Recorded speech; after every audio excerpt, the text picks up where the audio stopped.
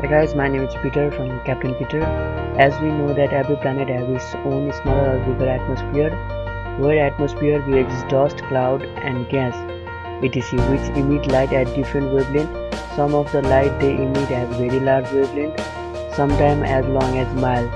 These long waves are in the radio region of electromagnetic spectrum.